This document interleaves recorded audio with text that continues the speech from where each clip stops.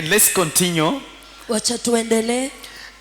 Our topic again will be, as I mentioned in the morning, strategizing to see your vision, part 2. Ujumbe wetu siku ya leo tunazungumzia kuhusu kupangilia ili ukaweze kuona ndoto zako zinafikia kwa ya pili, sehemu ya pili. So we are going on part 2 of the same topic. Tunaenda katika sehemu ya pili ya ujumbe huu. And in the morning I was greatly blessed myself. Asubuhi binafsi nilibarikiwa. And I have no doubt that today again you are going to be blessed. Sina shaka tena tutaweza kubarikiwa. You strategize to see your vision coming to pass, part 2.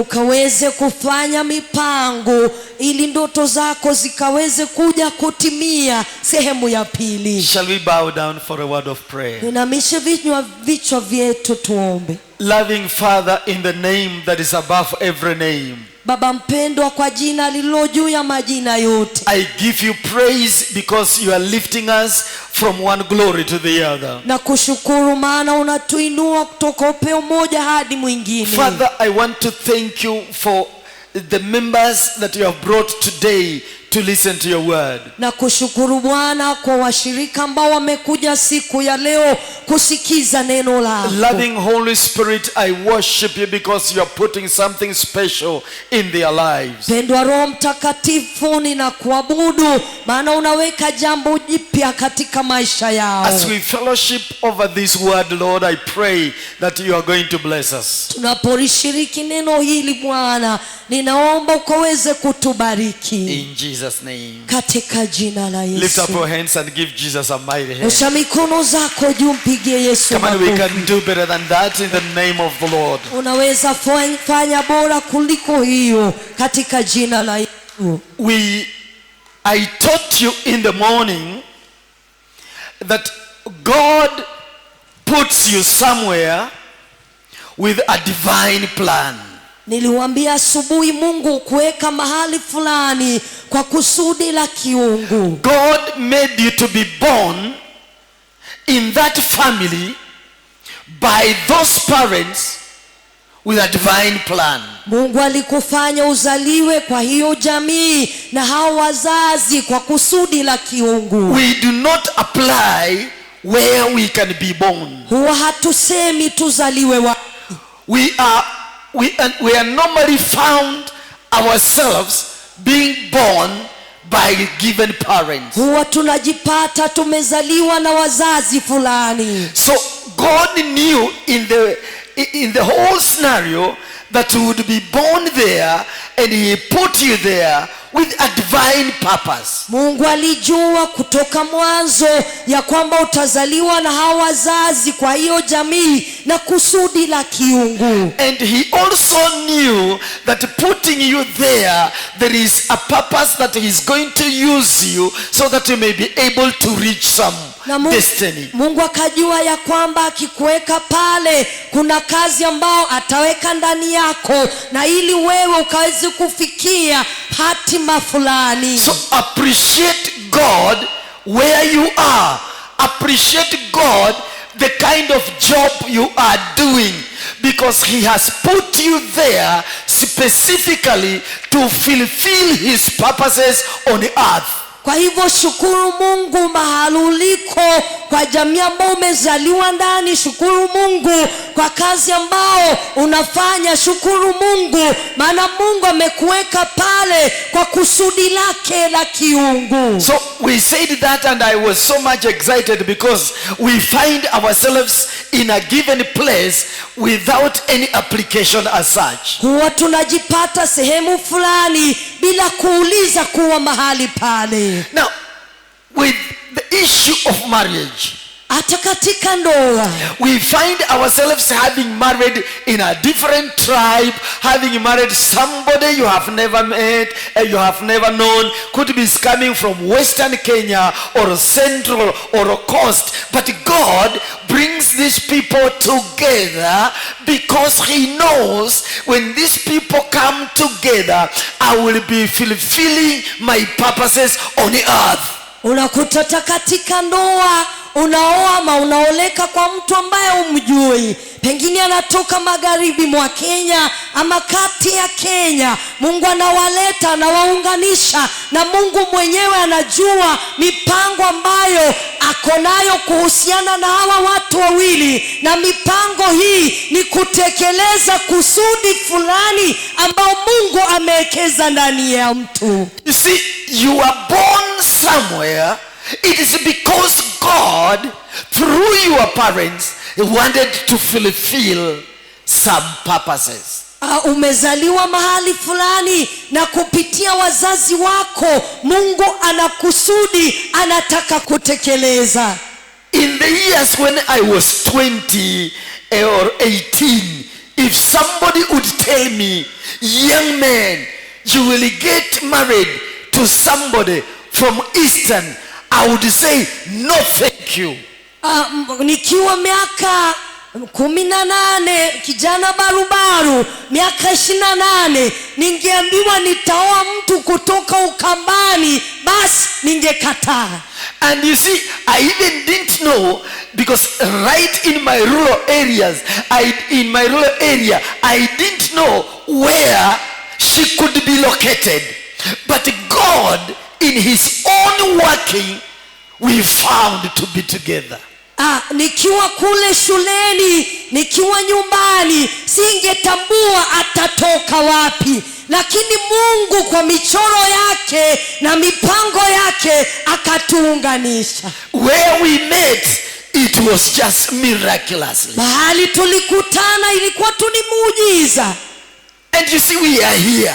Na tuko hapa. And we are blessed. Na tumebarikiwa. It is because God knew if these two people come together, I will fulfill my purposes on earth. Na Mungu alijua ya kwamba watu hawa wawili wakiunganika atatimiza kusudi lake hapa duniani. Come and give Jesus a hand of praise. Yesu makofi mazuri. Now, you may have gotten married to your tribe's person or a person from your area where you are born from. Unaweza kuwa ulizaliwa na mtu wa kabila lako ama mtu ambaye ametoka kwa maeneo yenu nyumbani.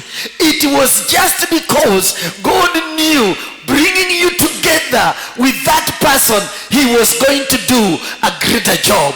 Maana Mungu alijua akiwaleta pamoja kuna kazi nzuri itakayotendeka. Therefore, where you are is the best. Kwa hivyo mahali uko ni bora zaidi. I'm saying therefore, having explained that, wherever you are is the best.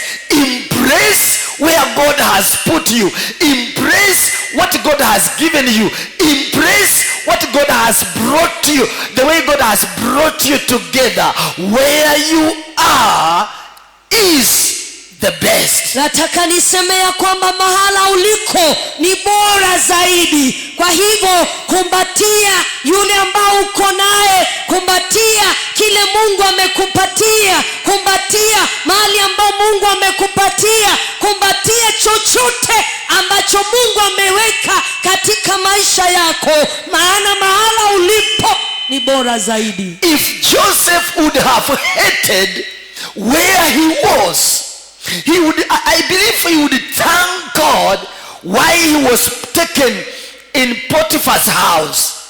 He would thank God why he was sold by his brothers. He would thank God why he was put in the pit. He would thank God why he was put in prison.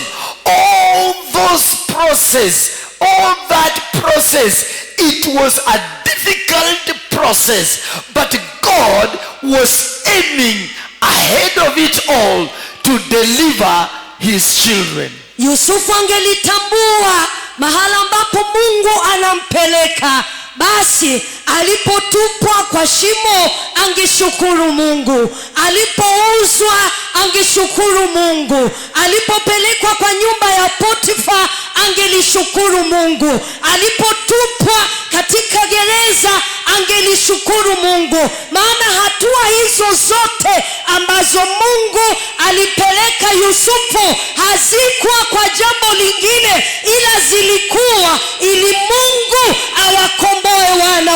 Israeli. Come on, celebrate Pigia Jesus. Yesu makofi mazuri. Now, listen to this. Nisikize. Listen to this. Sikiza. Right now, check where you are. Check your health. Check your finances. Check where you are born from. Check about your father, about your mother, about your siblings. And then say this: Father, I thank you where I am, because I am on the avenue of progress. Nataka ukafanye hivi. Tafakari kuhusu afya yako. Tafakari kuhusu maisha yako ya kifedha. Tafakari kuhusu wazazi wako. Tafakari ulikotoka. Na ukisha tafakari, anza kusema hivi: Mungu ni asante, maana niko katika njia ya kile ambacho umeniandalia nikiwa hapa ulimwenguni. So let us read a portion of scripture here. Tusome andiko. Now, in 21 of the same portion of scripture, Genesis chapter number 42 and 21, the Bible says, and they said to one another, we are very guilty concerning our brother, in that we saw the anguish of his soul when he besought us, and we could not hear. Therefore is this distress come upon us. And Reuben answered them, saying, I spoke I not unto you, saying, do not sin against the child, and you could not hear. Therefore, behold, also his blood is required. 42 ya Mwanzo aya ya 21, maandiko yanasema hivi: wakaambiana, kweli tulimkosa ndugu yetu, kwa kuwa tuliona shida ya roho yake alipotusihi, wala hatukusikia, kwa hiyo shida hii imetupata. Rubeni akajibu akawaambia, sikuwaambia nikisema msikose kijana, wala hamkusikia? Kwa hivyo damu yake inatakwa tena. Now, I want you to understand this. When God has purposed for you to pass through a situation, even if you pray, it is never altered. That's a very good point. Mungu akikusudia upitie hali fulani, hata uombe bado utaipitia. Please listen to this.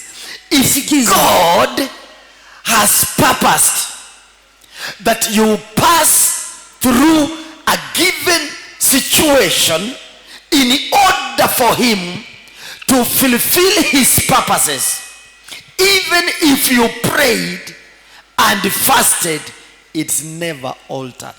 Nataka nikwambie ya kwamba kama Mungu amekusudia upitie hali fulani katika maisha yako ili atimize kusudi fulani, lazima utaipitia.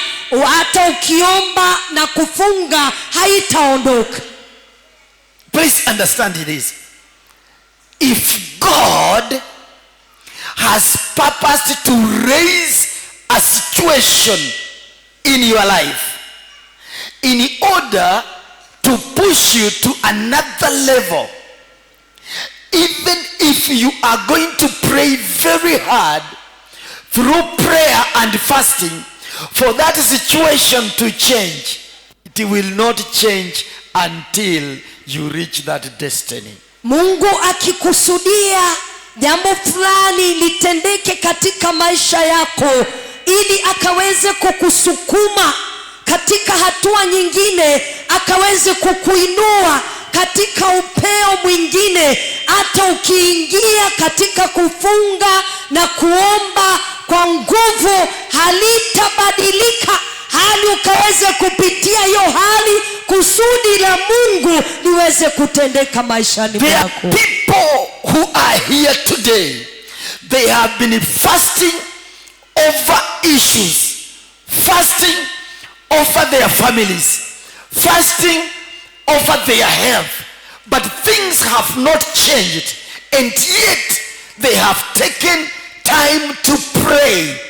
If it has been allowed by God, tell God to give you grace to carry it up to the end. Kuna watu wamekuwa wakiomba kwa sababu ya jamii zao zibadilike, hali zao zibadilike, na wamefunga na kuomba na kuuliza Mungu akaweze kutenda jambo, na Mungu hazungumuzi, hali zimebaki hivyo hivyo. Nataka nikwambie siku ya leo, mwambie Bwana akupe neema ya kukupeleka hadi mahali ambako anataka ufike. I want to give you examples in the Bible. Nataka nikupe katika Biblia. God had planned that Jesus would be beaten, Jesus would be nailed on the cross, Jesus would be ridiculed. It reached a given point where Jesus asked his father to remove the cup from him, but because his father purposed that Jesus would carry the cross, he did not remove until Jesus carried the cross. Nataka niwape mfano na Yesu. Yesu alikuwa apitie kupigwa, apitie kukejeliwa, apitie kuwekwa misumari, hata asulubiwe msalabani. Na alipotambua ya kwamba uchungu huo wote ataweza kupitia, akaenda mbele za baba yake na akamwambia, Baba, acha kikombe hiki kikaondoke, lakini mapenzi yako yakaweze kutendeka. And you see, the Lord did not stop the canes. The Lord did not stop the nails. The Lord did not stop the strokes upon Jesus, because he wanted Jesus to get all that.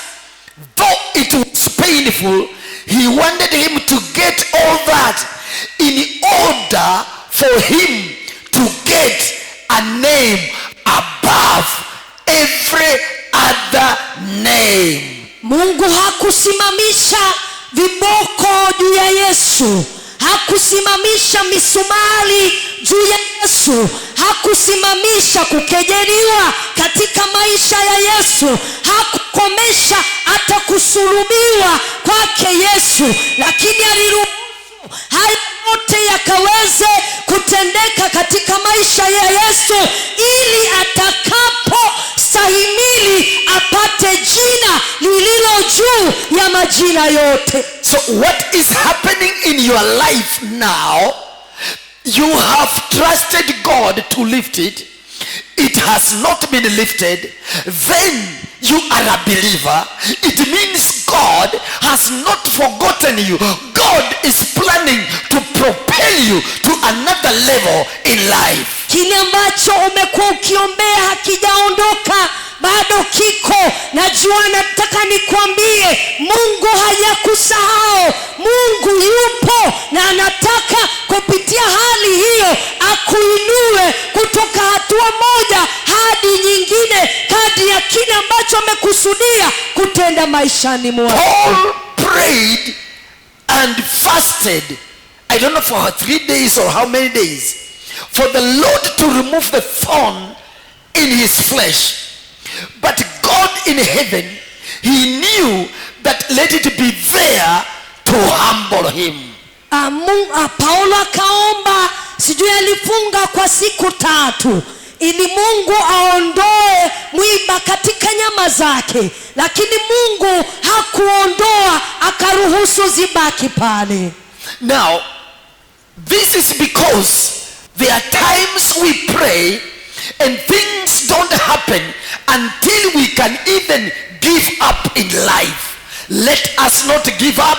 Let us continue trusting God, because he knows what happens in our life. Huwa tunaomba na mambo hayatendeki.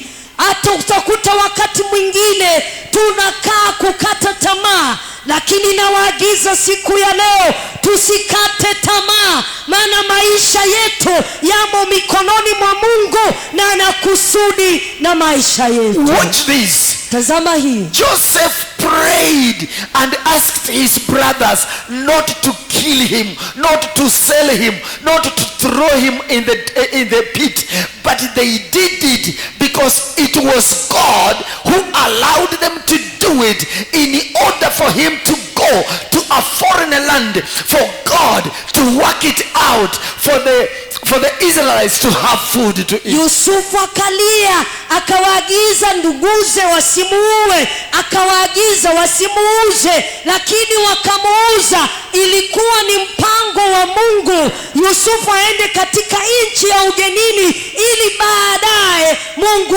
akawakomboe wana wa Israeli. So I have given you 3 good examples. Nimewapa mifano 3.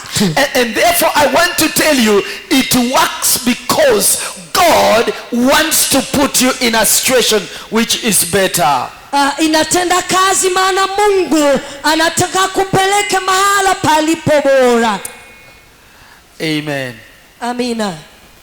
Although they were used in that capacity, they were still to reap the guiltiness of sin. Hata kama walitumika kwa njia hiyo, lazima wangeweza kuweza kuvuna kwa sababu ya matendo ambao waliyatenda. There is normally guilt of what you have done.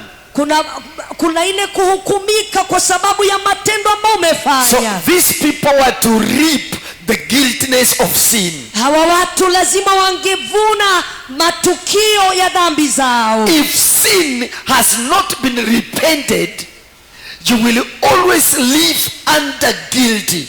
Wakati ambapo dhambi hujatubu dhambi zako, utakaa kwa kuhukumika ndani. So you can put that one down, that if sin is not repented, you will live under the guiltiness of sin for a longer time. Mtu asipotubu dhambi ambazo amezitenda, ataishi kwa kuhukumika kwa muda mrefu. If sin is not repented, you will live under the guiltiness of sin for a longer time. Mtu asipotubu dhambi zake, ataishi kwa kuhukumika kwa sababu ya hizo dhambi kwa muda mrefu. In other words, I advise you, any small thing you do recognize that you have sinned against God, against your friend, against the system, repent, because if you don't, you will live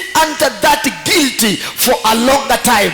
As I speak, I know there are people here who have sinned against God and they have not repented. They will live under that guilt for a longer time. Ukiishi na kutambua ya kwamba umetenda dhambi mbele za Mungu, umetendea mwenzako makosa, nataka nikuambie ukaweze kuchukua muda na kutubu mbele za Mungu na umwambie akusamehe. Usipofanya hivyo, basi utaishi kwa kuhukumika kwa muda mrefu. Na ninajua hata kati yetu kuna wale ambao wametenda dhambi mbele za Mungu na bado hawajatubu. Give Jesus a mighty hand. Mpe Yesu makofi. Now it came a time when the brothers of Joseph began to be guilty, even when they didn't know that was Joseph. Hawa nduguze wa Yusufu wakaanza kuhukumika bila kujua aliyekuwa akizungumza naye alikuwa Yusufu. So it is very important in life, before you die, anything you realize you have messed up, repent, because it will follow you throughout your life. Ni ya muhimu kabisa utakapotambua ya kwamba umetenda dhambi, tubu, maana itakufuata kwa muda mrefu. Give Jesus a mighty hand of praise. Yesu makofi mazuri. So Simon was the architect of him throwing his brother in the pit. Simeoni alikuwa yeye ndiye anapanga jinsi ambavyo watamtupa ndugu yake Shimoni. And when he was being told not to do that, he could not listen. Alipoambiwa asifanye hivyo hakusikia. So he is the first person that was put in prison. Yeye ndiye wa kwanza kuwekwa gerezani. And then he began to think, what happened that I am in prison? It is because he was having guilty conscience on him. Akaanza kujiuliza akiwa gerezani, ni nini kinatendeka? Ni kwa sababu alikuwa akihukumika. Now, I want you to put this down. Nataka uandike hivi. If somebody is not in tune with God, will always know what happens to him is demonic. Kama mtu hajaunganika vizuri na Mungu, kila jambo linalomtendekea atakuwa akisema ni mapepo. Anything happening in the life of a believer, it is known to God. Be it bad or good, God is aware about it. Jambo lolote linalomtendekea muumini, liwe nzuri ama mbaya, jua ya kwamba Mungu anajua. There was a system in this country where we read the books of Emmanuel Eni. I know some of you read those books, and he could say even a fly coming to stop on you, or coming to step on you, then it was demonic. Now many of you, when you would see a fly passing, you cast that one. When you see a lizard passing, you know that is a demon, because we were reading those books and we were set that anything that comes in life to us that is contrary to our thinking is demonic. Kuna wakati katika nchi hii tulikuwa tukisoma vitabu vya Emmanuel Eni, na wakati tulikuwa tukisoma hizi vitabu, jambo lolote linalotendeka ambalo tunaona ni kinyume na Mungu, tunasema ni pepo. Hata inzi ikija mkononi mwako, kichwani mwako, unakemea katika jina la Yesu, maana unajua ni pepo. Hata ile geko wakati ambapo unaiona, unakemea ukisema ya kwamba ni pepo. Nataka nikwambie ya kwamba jambo lolote linalotendekea waumini, Mungu anajua, na sio zingine, sio mapepo. In our wilderness, everybody has a wilderness. Even today, as I talk, there are people who have a wilderness. Some is a wilderness, financial wilderness. Some physical wilderness. Some have stress in their houses.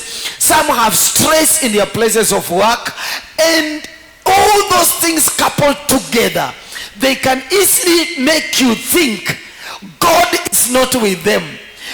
In any wilderness, there is light in it. Wengine unakuta wako katika jangwa la ukosefu wa fedha, wengine jangwa ya kukosa afya nzuri, wengine jangwa ya ukosefu wa amani mahali pao pa kazi, katika nyumba yao hawana amani, wanahuzunika. Nataka nikwambie kwamba sio kila jambo ambalo tunalipitia linatoka kwa shetani, ila zingine zinatoka kwa Mungu. Na nataka nikwambie, katika jangwa ulio ndani, jua ya kwamba Mungu anajua. So people who are not living a purpose-driven life, they always know any negative thing that happens in their life is demonic. Watu ambao hawaishi maisha ambayo yanaongozwa na lengo, wanajua kila jambo linatendeka kwa maisha yao ni la kimapepo. What I want to ask you, when you know anything is happening into your business which is not bringing a profit, or if somebody has stuck with your money, or if somebody has stuck on a business that is supposed to give you some money, don't you worry. Begin to tell God, God, I want to see the reason why this is happening. Wakati unaona biashara yako haileti faida na unakusudia ikakupatie fedha kwa sababu ya mahitaji yako, wewe usijali, enda mbele za Bwana na umwambie Bwana, nataka nijue kusudi lako kupitia haya. Now watch this. Tazama hii. What you are carrying as a believer, the wilderness that you have now, your neighbor cannot be able to carry it. Amen. The wilderness that you have at your place of work, your other neighbor cannot be able to carry it.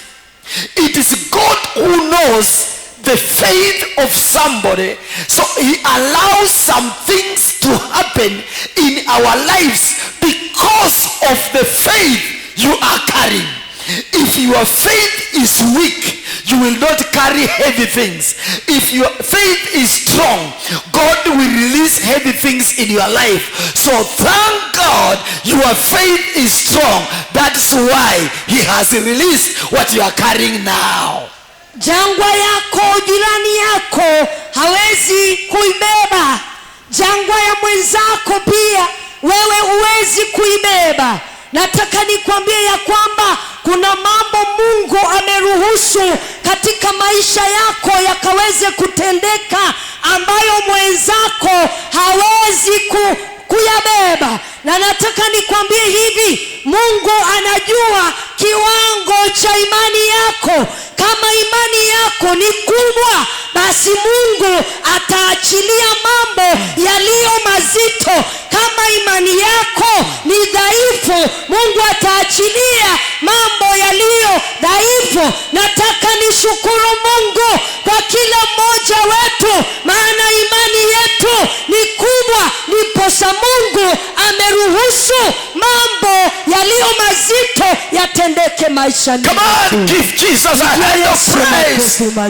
What you are carrying now, heaven is aware. Kile ambacho unabeba mbingu inajua. What you are passing through now, heaven is aware. Kile ambacho unapitia mbingu inajua. What you passed through a few months ago, heaven is aware. Kile ulipitia miezi michache iliyopita, mbingu inajua. Because you could not be standing right now if heaven was not aware. Amen. Haungekuwa umesimama kama mbingu haijui. If God did not see your faith, you could not be standing now. You would have run away. You would have run away from the church. You would have said, I am leaving salvation.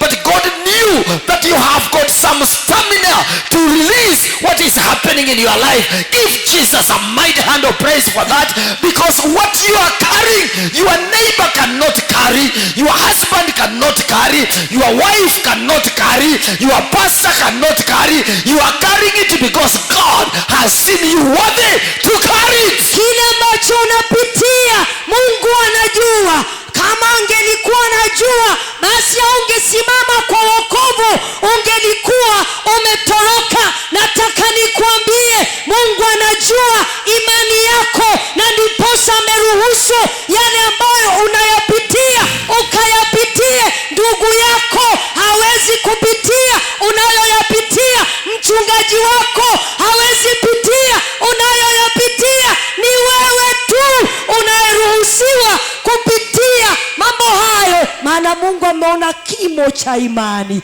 Pigia Yesu makofi.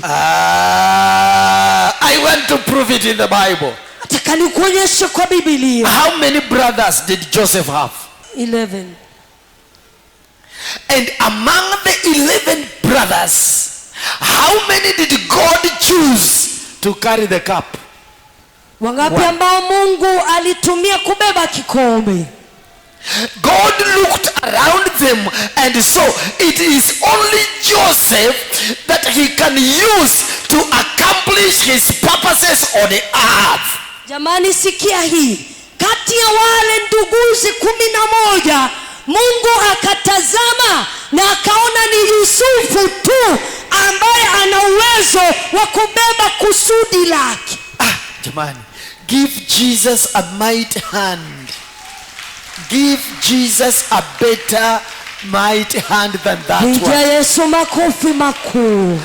God saw it was only Joseph that would be thrown in the pit, after the pit to be sold to the Ishmaels, after the Ishmaels to be sold to Potiphar's, after Potiphar's to the wife of Potiphar's to admire him, wanting to sleep with him, after that one to be put in prison, and in prison to use his gifting of interpretation of dreams, from there to go to Pharaoh, from Pharaoh to be lifted after interpreting dreams, from there to be made the president who would take care of the store of food. It is only the person that God identifies to use. Mungu akaona ni Yusufu tu ambaye ataweza kustahimili mambo hayo yote,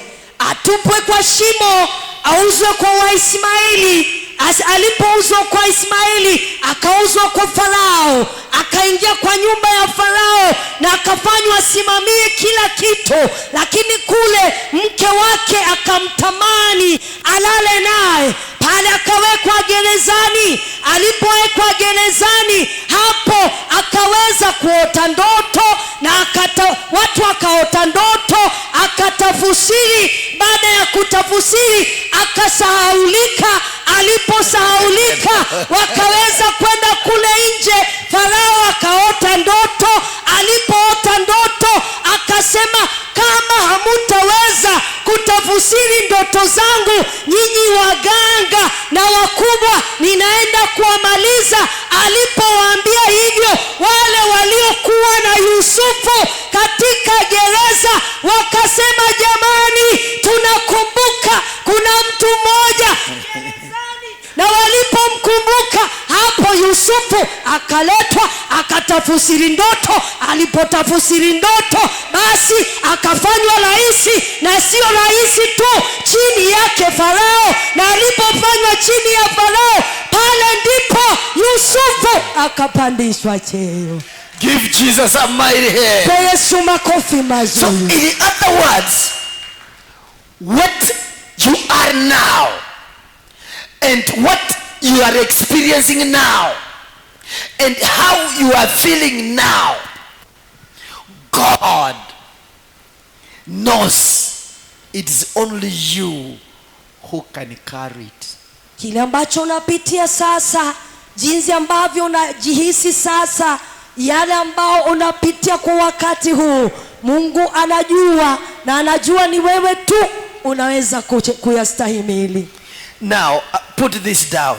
Andika hivi. God is about to surprise you until you will search a place to hide, to weep. Mungu yuko karibu kukushangaza hadi utafute mahali pa kuweza kulilia. You see, when you are with people, you may not be able to weep properly. Now, if somebody is weeping, do not stop that person to weep. Now, I normally go for funerals, and when you begin to tap on the back of somebody and begin to make this person not to cry, is when this person cries. Wakati ambapo nimeenda kwa mazishi na mwanze kuguzaguza huyu mtu kwa mgongo wake ache kulia, hapo ndipo huwa analia zaidi. Now, when somebody cries, do not stop this person from crying. Wakati mtu analia, basi usimsimamishe. Now, I want to say this, that God is about to surprise somebody in this house until he will search for a place to go and shed tears. Mungu yuko tayari kushangaza mtu katika nyumba hii hadi uende kutafuta mahali ukalilie. Give him a hand of praise. Pigia Yesu makofi mazuri. Now, what the vision, the dream that you dreamed many years, you forgot about it. God is about to surprise you so that you go in the corner somewhere and begin to cry because the dream you dreamed has come to pass. Ndoto ambazo uliota miaka nyingi iliyopita, Mungu anakuja kukushangaza na hadi utafute mahali pa kwenda kulilia. Now watch this.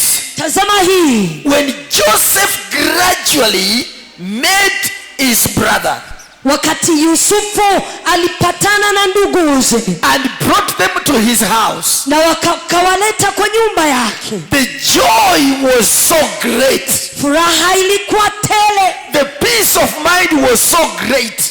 Amani ilikuwa tele. Until he had to search for a place to shed tears. Hadi akatafuta mahali pa kwenda kulilia. Begin to search for a place to shed tears because your dream is coming to pass. Anza kutafuta mahali pa kwenda kulilia, maana ndoto zako zinakuja kutimia. Church, I say your dream is coming to pass. Kanisa, nasema ndoto zenu zinakuja kutimia. I repeat again, I'm saying that your dream is coming to pass. Nasema hivi, ndoto zenu zinakuja kutimia. You see, we normally hear that the devil sends his angels somewhere.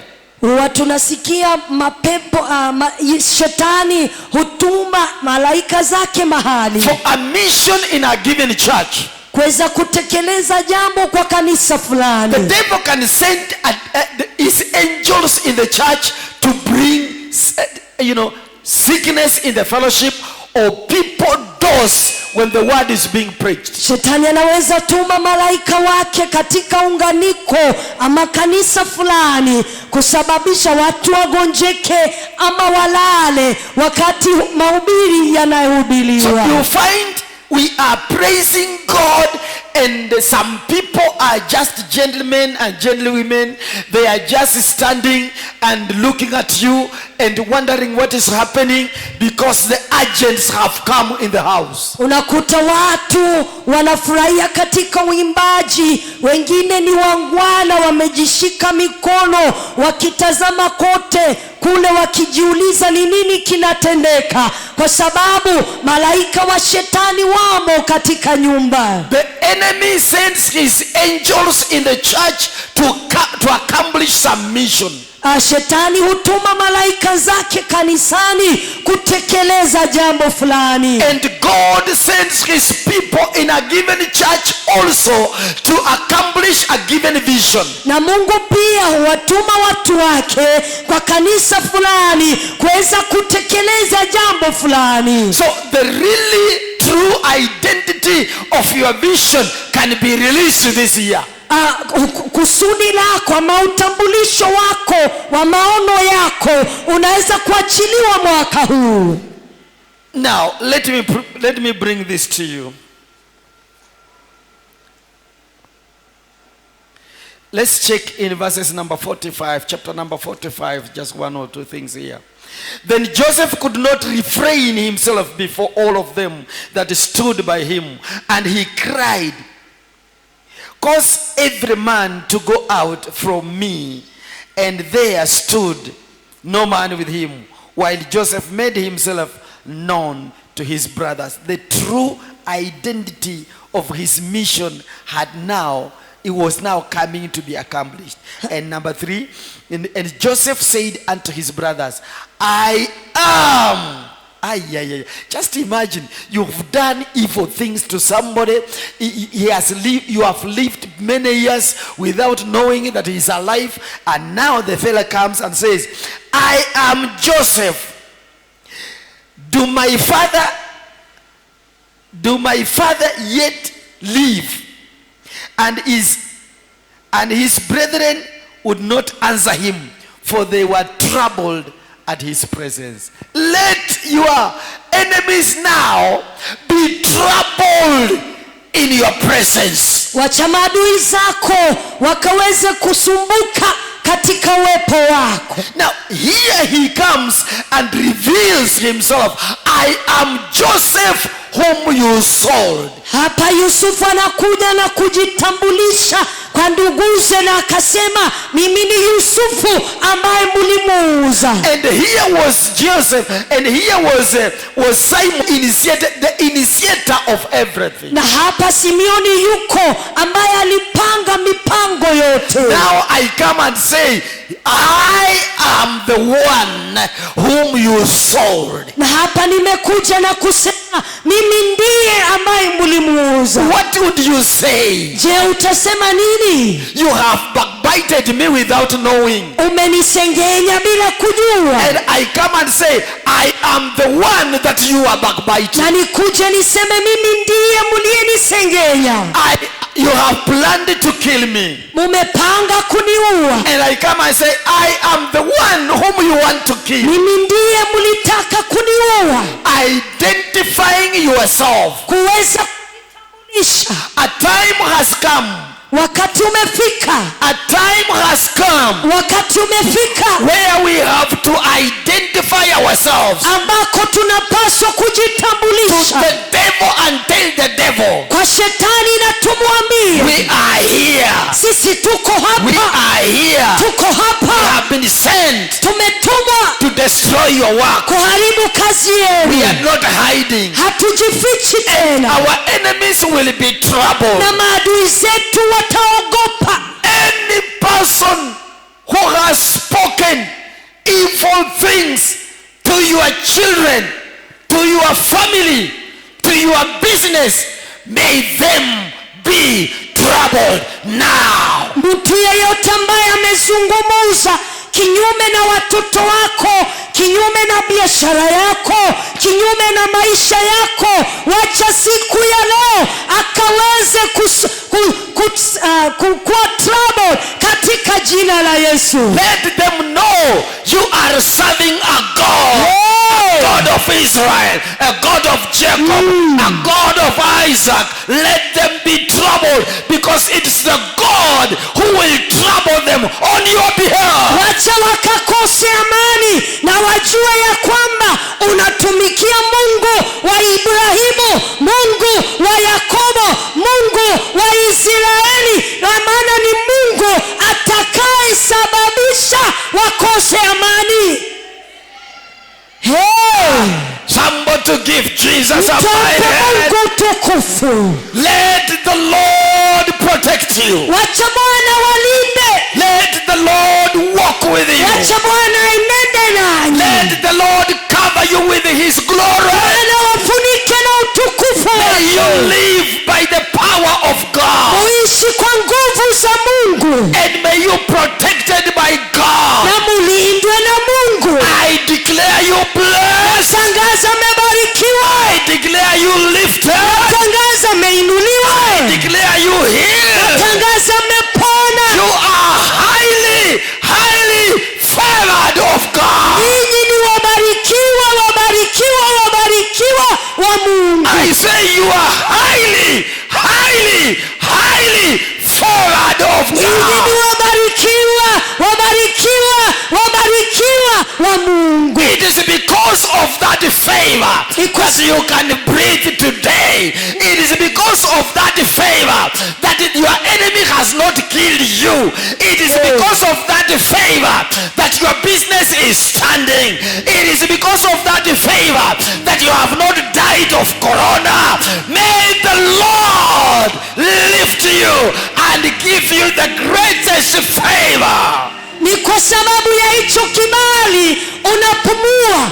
Ni kwa sababu ya hicho kibali jamii yako imesimama.